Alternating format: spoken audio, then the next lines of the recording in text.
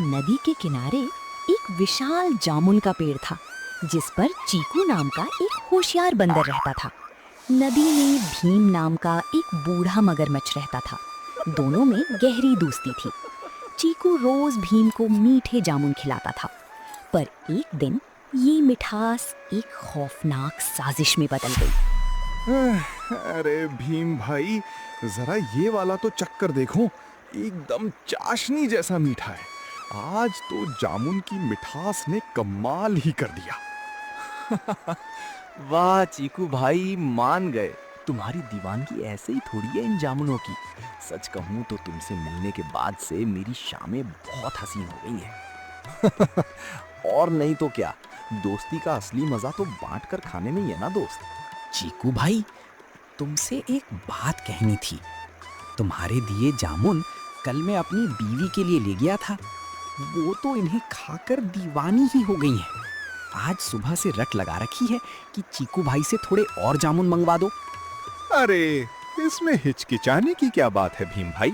भाभी जी ने याद किया, ये तो मेरे लिए बड़े सम्मान की बात है। भाभी के लिए तो जान भी हाजिर है।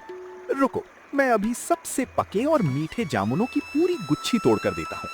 चीकू तेजी से पेड़ की सबसे ऊंची टहनी पर चढ़ जाता है और चुन चुन कर बड़े बड़े रसीले जामुन एक बड़े पत्ते में लपेटकर भीम की तरफ बढ़ा देता है। ये लो, और भाभी को मेरा प्रणाम कहना। तुम्हारा बहुत बहुत शुक्रिया चीकू भाई, तुम सच में बहुत दयालु हो। भीम जामुन की पोटली अपने मुंह में दबाकर नदी की गहराइयों की तरफ तैर जाता है। चीकू मुस्कुराते हुए उसे दूर जाते देखता रहता है। गुफा के भीतर सन्नाटा था। भीम खुशी खुशी जामुन की पोटली अपनी बीवी नागिन जैसी चालाक आंखों वाली मगरमच्छ के सामने रखता है। बीवी जामुन खाती है, लेकिन उसके चेहरे पर खुशी के बजाय एक हवस और लालच की चमक आ जाती है। वो जामुन का रस चूसते हुए भीम की तरफ अपनी जहरीली नजरों से देखती है। क्यों नागिन, कैसे लगे जामुन? चीकू ने तुम्हारे लिए खास चुनकर भेजे हैं। जामुन तो बहुत मीठे हैं, लेकिन भीम, क्या तुमने कभी एक बात सोची है? क्या सोची है? जो बंदर दिन रात सुबह शाम सिर्फ और सिर्फ यही मीठे जामुन खाता है, जरा सोचो उसका कलीजा कितना मीठा और रसीला होगा। ये तुम क्या कह रही हो नागिन? चीकू मेरा सबसे सच्चा और गहरा दोस्त है। उसने तो तुम्हारे लिए ये जामुन भी प्यार से भेजे हैं। दोस्त? धिक्कार है तुम पर। तुम एक मगरमच्छ हो या कोई साधु? मुझे वो फालतू के फल नहीं चाहिए। मुझे उस बंदर का तड़पता हुआ मीठा दिल खाना है, बस। नागिन, होश में आओ। मैं अपने दोस्त के साथ ऐसा विश्वासघात कभी नहीं कर सकता। वो मुझ पर अपनी जान से ज्यादा भरोसा करता है। ठीक है, तो फिर सुन लो। अगर तुम कल सूरज निकलने से पहले उस बंदर का दिल लाकर मुझे नहीं देते, तो मैं इसी पल से अन्न जल त्याग रही हूँ। मैं तड़प तड़प कर अपनी जान दे दूंगी, फिर बैठकर मनाना अपनी दोस्ती का मातम। नागिन, ऐसा मत कहो। मेरी बात सुनो, जिद छोड़ दो। फैसला तुम्हारा है भीम। या तो अपने उस बंदर दोस्त की जिंदगी, या अपनी पत्नी की मौत। गुफा में भारी सन्नाटा छा जाता है। भीम अपनी बीवी के जिद्दी चेहरे को देखता है।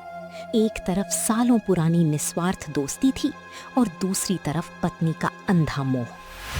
भीम का सिर झुक जाता है। उसकी आंखों में बेबसी और साजिश का एक भयानक अंधेरा उतर आता है। अंधे प्यार ने दोस्ती पर कातिलाना वार कर दिया था। सुबह की पहली किरणें नदी के पानी पर सुनहरी चमक बिखेर रही थीं। पक्षियों की चहचहाहट से पूरा जंगल गूंज रहा था। चीकू बंदर पेड़ की ऊंची डाल पर बैठकर ताजी हवा का आनंद ले रहा था। तभी पानी में एक हल्की सी हलचल हुई। चीकू ने नीचे देखा। भीम मगरमच्छ धीरे धीरे तैरता हुआ पेड़ की तरफ आ रहा था, लेकिन आज भीम की चाल में वो पुरानी चंचलता नहीं थी। उसकी आंखें झुकी हुई थीं और चेहरे पर एक अजीब डरावना सन्नाटा छाया हुआ था। अरे भीम भाई, शुभ प्रभात। आज तो तुम बहुत जल्दी आ गए, क्या बात है? कल रात नींद अच्छी नहीं आई क्या? चेहरे पर इतनी मायूसी क्यों है दोस्त? भीम ने अपनी नजरें चीकू से चुरा लीं। उसका दिल अंदर से कांप रहा था, लेकिन पत्नी के अंधे प्यार ने उसे अंधा बना दिया था। उसने अपने चेहरे पर एक झूठी, बनावटी मुस्कान लाने की कोशिश की। अरे नहीं नहीं चीकू भाई, ऐसी कोई बात नहीं है। दरअसल आज मैं तुमसे एक बहुत बड़ी खुशखबरी साझा करने आया हूँ। खुशखबरी? कैसी खुशखबरी भीम भाई? जरा हमें भी तो पता चले। कल रात जब मैं तुम्हारे दिए मीठे जामुन लेकर घर पहुंचा तो मेरी बीवी नागिन उन्हें खाकर इतनी खुश हुई कि बता नहीं सकता। वो तुम्हारी दरियादिली की दीवानी हो गई है। उसने कहा कि जो दोस्त हमें रोज इतने मीठे फल भेजता है उसका शुक्रिया सिर्फ बातों से नहीं हो सकता। अरे भाभी जी भी ना, इसमें शुक्रिया की क्या बात है? ये तो मेरा फर्ज था। बस यही बात तो नागिन को छू गई, इसलिए आज उसने तुम्हारे लिए अपने हाथों से एक बहुत ही खास दावत तैयार की है। नदी के उस पार हमारी गुफा में तरह तरह के स्वादिष्ट पकवान, मीठे फल और कंदमूल सजे हैं। उसने सख्त ताकीद की है कि आज चीकू भाई को दावत पर लाए बिना घर मत आना। चीकू ये सुनकर फूला ना समाया। उसके सीधे साधे दिल में दूर दूर तक कोई शक नहीं आया। वाह भीम भाई, भाभी के हाथ का खाना सुन के ही मुंह में पानी आ गया। लेकिन एक बहुत बड़ी समस्या है दोस्त। समस्या? कैसी समस्या चीकू भाई? भीम भाई, मैं तो एक बंदर हूँ। पेड़ पर चढ़ना, छलांग लगाना तो मुझे आता है, लेकिन मुझे तैरना बिल्कुल नहीं आता। नदी का पानी इतना गहरा और तेज है, मैं उस पार कैसे आऊंगा? भाभी की दावत तो अधूरी ही रह जाएगी। अब भीम के दिमाग में साजिश की घंटी बजी। उसने मन ही मन सोचा, शिकार खुद ब खुद जाल की तरफ बढ़ रहा है। अरे चीकू भाई, जब भीम तुम्हारा दोस्त है तो तुम्हें पानी से डरने की क्या जरूरत? तुम तैरना नहीं जानते तो क्या हुआ? मेरी ये चौड़ी और मजबूत पीठ किस दिन काम आएगी? तुम बस आराम से मेरी पीठ पर बैठ जाओ, मैं तुम्हें बिना एक बूंद पानी छुए राजाओं की तरह बड़े आराम से नदी पार करा दूंगा। सच भीम भाई, तुम्हारे ऊपर बैठ के जाने में तो बड़ा मजा आएगा, एकदम शाही सवारी। और नहीं तो क्या, देर किस बात की? आओ नीचे उतरो और बैठ जाओ मेरी पीठ पर। भाभी गुफा में हमारा इंतजार कर रही होगी। चीकू को अपने सच्चे दोस्त पर रत्ती भर भी संदेह नहीं था। उसने एक पल भी नहीं सोचा और पेड़ की निचली डाल से छलांग लगाकर सीधे भीम की खुरदरी और मजबूत पीठ पर जा बैठा। चलो भीम भाई, आज तो बड़ा मजा आने वाला है। भाभी के हाथों की दावत और दोस्त की पीठ की सवारी। भीम ने एक ठंडी सांस ली। उसने चीकू को अपनी पीठ पर कस कर संभाला और धीरे धीरे नदी के काले और गहरे पानी में आगे बढ़ने लगा। चीकू पानी की लहरों को देखकर खुशी से गा रहा था, जबकि भीम की हर एक तैरती हुई हरकत उसे अपनी मौत के और नजदीक ले जा रही थी। पानी पर एक खतरनाक जाल तैरना शुरू हो चुका था। यहाँ नदी ना तो खत्म होती दिख रही थी और ना ही कोई किनारा नजर आ रहा था। चारों तरफ बस अथाह उथला गहरा पानी था। अचानक भीम की तैरने की गति धीमी होने लगी। उसकी पीठ थोड़ी नीचे धंसने लगी। अरे भीम भाई, अचानक तुम्हारी चाल इतनी धीमी क्यों हो गई? और देखो ना, हवा भी रुक गई है। यहाँ तो सन्नाटा भी डरावना लग रहा है। चलो ना भाई, जरा तेजी से पैर चलाओ। मुझे इस गहरे पानी से अजीब सी बेचैनी हो रही है। भीम ने कोई जवाब नहीं दिया। उसने तैरना बिल्कुल बंद कर दिया। नदी की लहरें भीम के शरीर से टकराकर एक भारी गूंजती हुई आवाज पैदा कर रही थीं। भीम भाई, मेरी बात सुन रहे हो? तुम रुक क्यों गए? और अरे ये तुम्हारी पीठ नीचे क्यों जा रही है? पानी मेरे पैरों को छूने लगा है। भीम भाई, ऊपर उठो। मजाक मत करो दोस्त, मुझे तैरना नहीं आता। भीम ने धीरे से अपना विशाल सिर पानी से ऊपर उठाया। उसकी आंखें, जो हमेशा चीकू को देखकर चमक उठती थीं, आज बिल्कुल ठंडी, लाल और बेजान थीं। उनमें दोस्ती का नामो निशान तक नहीं था। चीकू, हाँ हाँ भीम भाई, ऐसे क्यों बोल रहे हो? तुम्हारी आवाज को क्या हुआ? मुझे अफसोस है चीकू, बहुत अफसोस है, लेकिन आज कोई दावत नहीं है, ना कोई पकवान है, ना कोई फल। क्या भीम भाई, तुम भी ना बीच नदी में कैसा डरावना मजाक कर रहे हो। चलो चलो, अब देर मत करो, भाभी इंतजार कर रही होंगी। ये मजाक नहीं है चीकू, सच तो ये है कि मैं तुम्हें अपनी गुफा में दावत खाने नहीं, बल्कि तुम्हें ही दावत बनाने ले जा रहा हूँ। पानी में एक तेज हलचल हुई। चीकू का दिल धक से रह गया, उसका खून मानो नसों में ही जम गया हो। क्या मतलब? भीम भाई, तुम ये क्या कह रहे हो? मैं तुम्हारा दोस्त हूँ। मेरी बीवी नागिन को तुम्हारे मीठे जामुनों से संतोष नहीं हुआ चीकू। उसने कहा कि जो बंदर रोज इतने मीठे जामुन खाता है, उसका कलेजा कितना रसीला होगा। उसने जिद पकड़ी है कि उसे तुम्हारा दिल खाना है। अगर मैं तुम्हारा दिल लेकर नहीं गया तो वो अपनी जान दे देगी। और तुम अपनी पत्नी की जिद के लिए अपने उस दोस्त की बलि चढ़ाओगे जिसने तुम्हें हमेशा अपना भाई माना, जिसने तुम्हें रोज प्यार से मीठे फल खिलाए? मैं मजबूर हूं चीकू, प्यार और फर्ज के बीच में फंस चुका हूं। मेरे लिए मेरी पत्नी की जान से बढ़कर कुछ नहीं है। आज तुम्हारा आखिरी दिन है। अब चिल्लाने का कोई फायदा नहीं, क्योंकि इस गहरे पानी में तुम्हारी चीखें सुनने वाला कोई नहीं है। भीम धीरे धीरे पानी के अंदर और धंसने लगा। पानी चीकू की कमर तक पहुंचने लगा था। नीचे मौत जैसा गहरा पानी था, ऊपर खुला आसमान, और जिस पीठ पर वो खड़ा था वही उसका कातिल बन चुका था। चीकू की धड़कनें बंदूक की गोली की तरह तेज चलने लगी। दिमाग में सायरन बजने लगा। अगर मैं 1 सेकंड के लिए भी घबराया तो ये राक्षस मुझे निगल जाएगा। चीकू ने अपनी आंखें बंद की, एक लंबी गहरी सांस ली। उसने अपने डर को गले के नीचे उतारा और अपने चेहरे पर एक बेहद शांत, आत्मविश्वासी और बनावटी हंसी बिखेर दी। अरे वाह भीम भाई वाह, तुमने तो सच में मुझे डरा ही दिया था। भीम हैरान होकर रुक गया। उसने मुड़कर चीकू की तरफ देखा, एक ऐसा शिकार जो मौत के मुंह में खड़ा होकर हंस रहा था। तुम हंस क्यों रहे हो चीकू? तुम्हें मौत का डर नहीं लग रहा? वो इस तरह मुस्कुरा रहा था जैसे किसी खेल की बाजी उसके हाथ में आ चुकी हो। भीम ने हैरान होकर अपनी आंखें फाड़ी। वो समझ नहीं पा रहा था कि मौत के बिल्कुल मुहाने पर खड़ा ये बंदर डरने के बजाय हंस क्यों रहा है। चीकू, तुम पागल तो नहीं हो गए?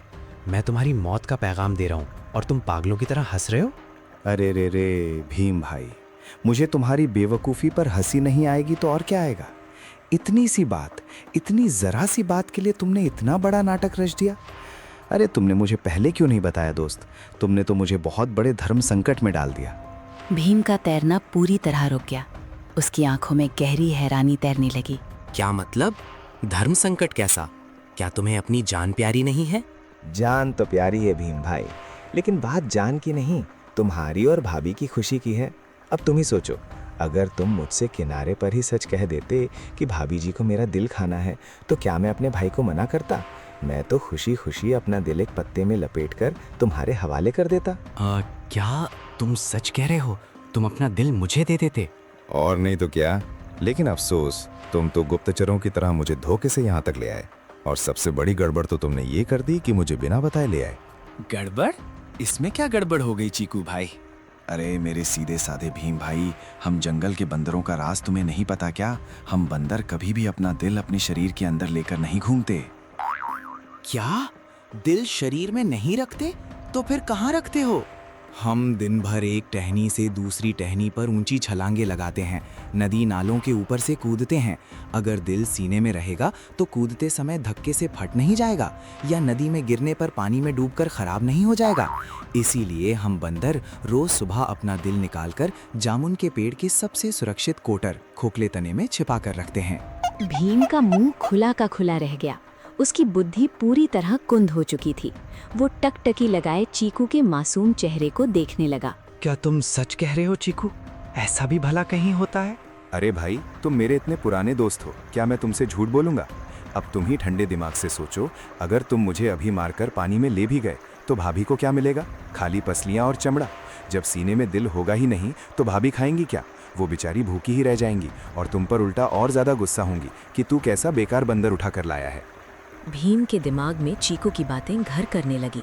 उसे लगा कि वो बहुत बड़ी भारी भूल करने जा रहा था। बात तो तुम्हारी बिल्कुल सही है चीकू भाई। अगर नागिन को दिल नहीं मिला तो वो तो गुस्से में तांडव मचा देगी, वो तो भूखी ही मर जाएगी। बस यही तो मैं कह रहा हूँ। तो फिर देर किस बात की है दोस्त? समझदारी इसी में है कि तुम तुरंत अपनी चाल बदलो और मुझे वापस जामुन के पेड़ के पास ले चलो। मैं तुरंत पेड़ के कोटर से अपना मीठा रसीला दिल निकाल कर लाता हूँ और तुम्हारे हवाले कर देता हूँ। फिर तुम शान से भाभी के पास जाना। वाह चीकू भाई, मान गए तुम्हारी समझदारी को। तुम सच में बहुत महान दोस्त हो। रुकना मत, कस कर बैठो मेरी पीठ पर। हाँ भीम भाई, तेजी से चलो, भाभी का दिल इंतजार कर रहा है। भीम ने एक पल भी विचार नहीं किया और बेवकूफ़ों की तरह तेजी से मुड़कर वापस किनारे की तरफ तैरना शुरू कर दिया। चीकू ने आसमान की तरफ देखा और मन ही मन अपनी बुद्धि को नमन किया, क्योंकि मौत के मुंह से निकलने की उल्टी गिनती अब शुरू हो चुकी थी। भीम पानी को चीरता हुआ पूरी ताकत से किनारे की तरफ तैर रहा था। चीकू उसकी पीठ पर बैठा जरूर था, लेकिन उसका दिल हलक में अटका हुआ था। हर बीतता सेकंड किसी युग जैसा भारी लग रहा था। चीकू मन ही मन प्रार्थना कर रहा था, बस कुछ ही मीटर और, जरा सी भी गड़बड़ हुई तो सब खत्म हो जाएगा। पेड़ की विशाल टहनियाँ अब साफ नजर आने लगी थीं। जैसे ही भीम का विशाल शरीर किनारे की गीली मिट्टी से छुआ और उसकी पीठ पानी से थोड़ा ऊपर उठी, चीकू ने एक पल की भी देरी नहीं की। उसने अपनी पूरी ताकत समेटकर ऐसी तूफानी छलांग लगाई कि हवा में तैरता हुआ सीधे जामुन के पेड़ की सबसे ऊंची और सुरक्षित डाल पर जा बैठा। डाल पर पहुंचते ही चीकू ने एक लंबी गहरी सांस ली। उसका कांपता हुआ शरीर अब धीरे धीरे शांत हो रहा था। नीचे पानी में खड़ा भीम बेवकूफ़ों की तरह ऊपर पेड़ की तरफ टकटकी लगाए देख रहा था। अरे चीकू भाई, ऐसे क्या हाँप रहे हो? जल्दी करो ना, पेड़ के कोटर से अपना दिल निकालो और नीचे फेंको। मुझे देर हो रही है, नागिन घर पर भूखी बैठी इंतजार कर रही होगी। और जोर से हंसना शुरू कर दिया। उसकी हंसी पूरे जंगल में गूंजने लगी। उस हंसी में डर नहीं, बल्कि भीम की बेवकूफ़ी पर करारा तमाचा था। अरे चीकू भाई, हंस क्यों रहे हो? दिल निकालने में इतना समय क्यों लगा रहे हो? जल्दी लाओ। ए मूर्ख अधर्मी मगरमच्छ, जरा अपनी अक्ल पर पड़े पत्थर को हटा और सोच, क्या दुनिया में किसी भी जीव का दिल उसके शरीर से अलग हो सकता है? भीम सन्न रह गया। उसकी आंखें फटी की फटी रह गईं। क्या? पर तुमने तो कहा था कि तुम्हारा दिल पेड़ के कोटर में सुरक्षित रखा है। वो तो मेरी बुद्धि का मास्टर स्ट्रोक था, वरना तू तो मुझे अपने जाल में फंसा ही चुका था। रीढ़ की हड्डी से लेकर दिमाग तक सिर्फ कीचड़ भरा है तेरे अंदर। जिस दिल को ढूंढने तू मुझे यहाँ लाया है, वो दिल तो मेरे सीने में ही धड़क रहा है। लेकिन अफसोस, तेरे सीने में जो दिल था वो तेरी पत्नी के अंधे प्यार और लालच में मर चुका है। चीकू, मुझे अफसोस है। अफसोस? धिक्कार है तेरी ऐसी नकली दोस्ती पर। तूने एक मीठे फल खिलाने वाले दोस्त की पीठ पर वार करने की कोशिश की। जा, यहाँ से दफा हो जा और अपनी उस लालची बीवी से जाकर कह देना कि उसका पति इस पूरी नदी का सबसे बड़ा और बुद्धू मगरमच्छ है जो एक बंदर की चाल में आ गया। मुझे माफ कर दो चीकू भाई, मैं अंधा हो गया था। विश्वास एक कांच के बर्तन जैसा होता है भीम, एक बार टूट जाए तो फिर कभी नहीं जुड़ता। आज से मेरी और तुम्हारी दोस्ती खत्म। अब अगर कभी इस पेड़ के पास भटकने की भी कोशिश की तो पूरे जंगल के बंदरों को बुलाकर तुझे पत्थरों से मारकर भगाऊंगा। भीम के पास कहने के लिए कोई शब्द नहीं बचे थे। वो अपनी बेवकूफ़ी और विश्वासघात के बोझ तले दब चुका था। सीख: संकट काल में धैर्य और बुद्धि ही सबसे बड़ा हथियार है। अगर आपको ये कहानी पसंद आई हो तो लाइक ज़रूर करें और अपने दोस्तों के साथ ज़रूर शेयर करें। और ऐसी ही मज़ेदार और सीख भरी कहानियाँ देखने के लिए हमारे चैनल को सब्सक्राइब करना ना भूलें।